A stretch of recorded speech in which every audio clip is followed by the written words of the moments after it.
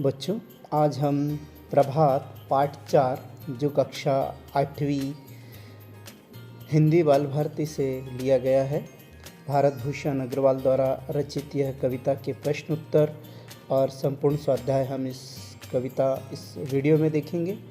तो चलते हैं शब्दार्थ की ओर। सबसे पहले शब्द वाटिका। विहान, विहान का अर्थ है प्रभात या सुबह। रश्मि, किरणें या सूर्य किरण भी कह सकते हैं हम। विहग, विहग अर्थात पक्षी। प्राची अर्थात पूर्व दिशा। अरुणाभ, लाल आभा से युक्त, इसे अरुणाभ कहेंगे। अंबर, अंबर अर्थात आसमान, गगन, आकाश हम कह सकते हैं। और सरसिस, सरसिस का अर्थ है कमल। इसके पश्चात रक्तिम, रक्तिम अर्थात लाल रंग का। विमलाभ, विमलाभ का अर्थ है बच्चों निर्मल। और मुकुल, मुकुल का अर्थ है कली। अलस, अलस आलसी या सुस्त व्यक्ति को हम अलस कह सकते हैं। दिंगत अर्थात दिशा का जहाँ पर अंत होता है। या क्षितिज, दो आसमान और धरती जहाँ पर हमें मिलती हुई दिखाई देती है उसे क्षितिज कहते हैं। शल्य अर्थात वेदना। और प्रवाल का अर्थ है नया मुलायम पत्ता, जिसे हम कोपल भी कह सकते हैं। इसके पश्चात अगला शब्दार्थ है दिनकर। दिनकर का अर्थ सूर्य, भास्कर, रवि कह सकते हैं हम इसे। प्रखर, प्रखर अर्थात तेज या तीक्ष्ण।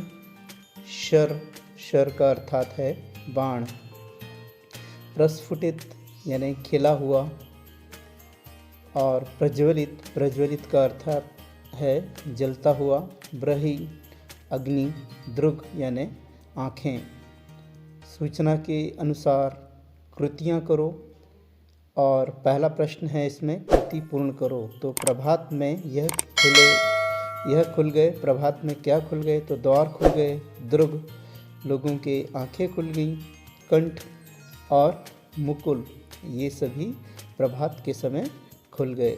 इसके पश्चात अगला प्रश्न देखिए, उचित जोड़ियाँ मिलाओ। हमें यहाँ पर कुछ शब्द दिए हैं और अ और आ इन दो गटों में से हमें जोड़ियाँ मिलाना है। निर्झर, इसका मतलब होगा मधुर।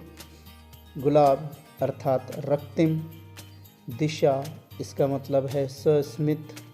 प्रस्फुटित, इसका उत्तर होगा पुष्प। और प्रज्वलित, इसका अर्थ है दीप। आ गट में से हमने ये शब्द चुने हैं और उत्तर यहाँ पर आपको बीच में दिखाई दे ही रहे हैं। इसके पश्चात बच्चों चौथे प्रश्न की तरफ चलते हैं। कविता में प्रयुक्त तुकांत शब्द लिखो। तुकांत अर्थात इंग्लिश में जिसे हम रेमिंग वर्ड कहते हैं, मिले जुले शब्द। स्वर अर्थात झर, झर। देख, रेख। निशा, दिशा। दीप और सीप। तो ये तुकांत शब्द, और भी कुछ तुकांत शब्द आप अगर देखते हैं कविता में तो उसे भी आप लिख लीजिए। इसके पश्चात प्रश्न 5वां है, कविता में आया हुआ प्रभात का वर्णन करना है हमें। तो कवि प्रभात का वर्णन करते हुए कहते हैं कि सुबह जैसे ही सूर्य की किरणें निकलती हैं, पूर्व का क्षितिज लाल हो जाता है। धीरे धीरे प्रकाश चारों ओर फैलने लगता है और अंधकार अदृश्य हो जाता है।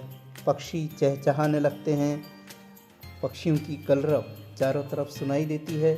सूर्य की सुनहरी किरणों से चारों ओर का वातावरण प्रकाशमान हो जाता है और लोगों के घरों के दरवाजे धीरे धीरे खुलने लगते हैं, अर्थात लोग नींद से जागते हैं।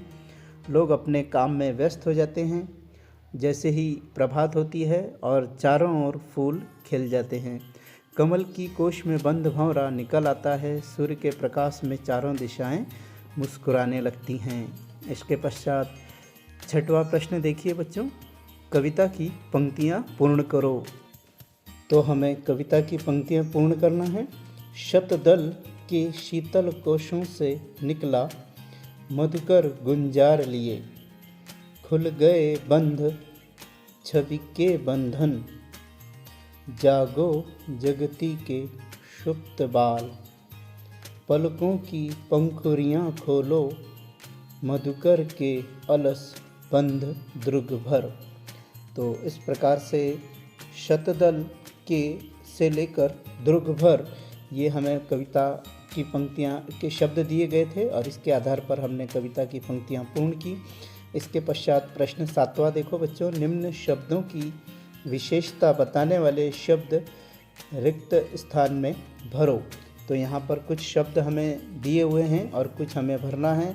अरुणाभ क्षितिज है, रक्तिम कैसा है, गुलाब रक्तिम है यानी लाल है, और विमलाभ कांति है, प्रस्फुटित पुष्प है, प्रज्वलित दीप है, दीप जल रहा है, प्रज्वलित है, और गाल कैसे हैं, गीले हैं, और चमकते प्रवाल हैं। इसके पश्चात प्रश्न 8वां, कविता से अपनी पसंद की किन्हीं 4 पंक्तियों का भावार्थ लिखो। तो हमने कविता की ये 4 पंक्तियाँ ली हैं। जागो धरती के सुप्त बाल, पलकों की पंखुरियाँ खोलो, मधुकर के अल संबंध द्रुग भर, समेट तो लो यह श्री यह कांति, बही आती दिंगत से। तो ये कविता की हमने पंक्तियाँ चुनी हैं। अब हम इसका अर्थ जानेंगे। इसका भावार्थ देखो बच्चों, कवि भारत भूषण अग्रवाल कहते हैं कि हे धरती के बालकों, अपनी पलकें खोल दो और जाग जाओ। शतदल के कोश में जो भंवरा बंद था, वह भी फूल के खिल जाने से मुक्त हो गया है।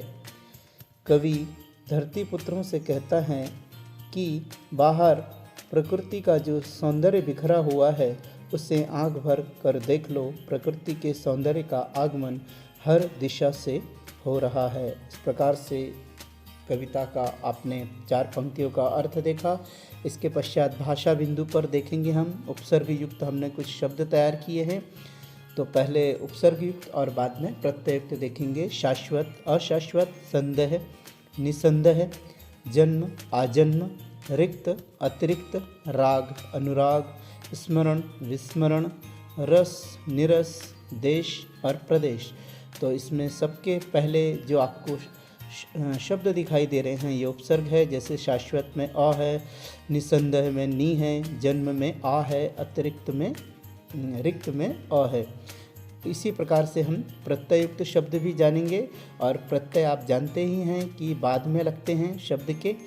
तो जैसा गर्म है तो इसमें गर्मी ई है प्रत्यय है यहाँ पर। पत्थर में पत्थरीला तो ईला प्रत्यय है। समय में सामायिक एक प्रत्यय है। आलोक में आलोकित यह प्रत्यय है। समझ में समझदार तार प्रत्यय है। दया में दयावान वान प्रत्यय है।